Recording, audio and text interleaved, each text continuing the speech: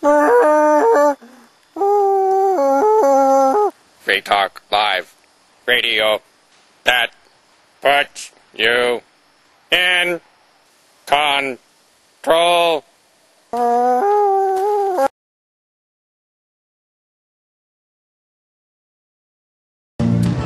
Hey, Ridley here, signing in for a Ridley Report this October 26, 2008, and I'm standing here with Tony Stellick of Grafton, New Hampshire, who has twice at least immigrated for more freedom.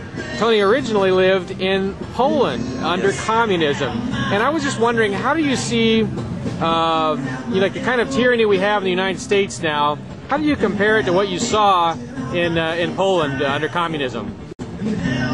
Obviously, this is very similar, very few differences. The regime is encroaching on the individual liberties.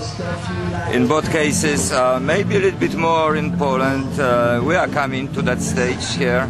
However, in Poland, there was not enough technology to monitor every single person, as the technology exists here. So one can say that in Poland there was more freedom, individual freedom, than in America today.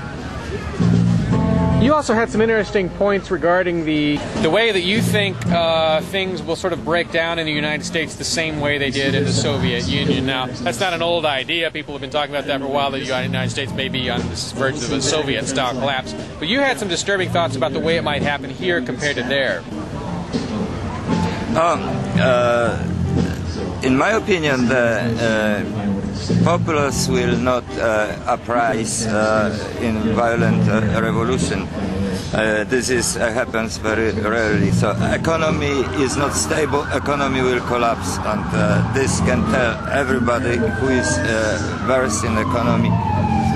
There is the Institute for Economic Education in Irvington, New York, and they predicted the collapse of Soviet economy. They predicted the collapse of the Soviet economy, and they say about collapsing sooner or later economy in America as well as in other countries. The point is that the economy, controlled economy, is not stable and is not going to survive with the obstruction on the way. The point is that in Soviet Union, Poland, other former satellites of Soviet Union, people for generations were thriving in the black market economy. They were thriving in the black economy, and yes, which helped the existing economy. Actually, without the black economy, everything would collapse much sooner, and smoothly took over when the system collapsed. So the economy didn't suffer in those countries. I don't see the chance for such a smooth transition in the case of collapse of economy here, because people are not familiar with the black economy. Maybe some illegal drug smugglers or other activities thrive in this kind of the system, but this is not economy. Economy, I mean, providing everything what you need to buy, and people don't know how to do it. This takes generation to learn, and in the short time of transition, this is going to be ugly here. Do you have any thoughts as to what the average individual could do to, secure themselves through this, or even profit from it? By profit from it, I mean, well, by profiting from it, you're providing something for somebody and helping others. Of course, economy depends on somebody's profiting from his or her activities. That's the reason why somebody is doing an economic activities, to profit from that. The point is that the people don't really know how to do something on their own. There are some people in Free State Project movement who try to withdraw from the investment in the government, but general population is not withdrawing from the investment.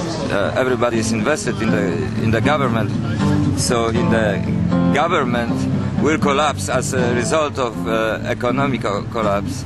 The people will lose all their financial, emotional, whatever you take, investment. Well, what's something you can think of that person should best do to prepare and best get through something like this? As I said, withdraw from the investment. Be self-sufficient. Work on your own.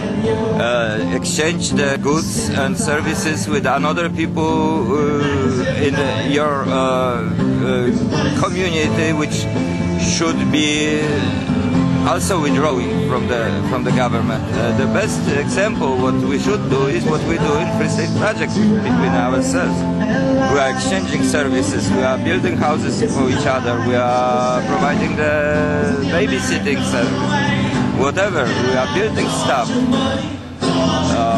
for other people. We are not depending on the government. It's getting too loud to hear, Tony, but that simple idea of doing business with people who you live near in your community and withdrawing support from the government sounds like a good idea. It's Dave Ridley signing off for RidleyReport.com. This edition of the Ridley Report is brought to you by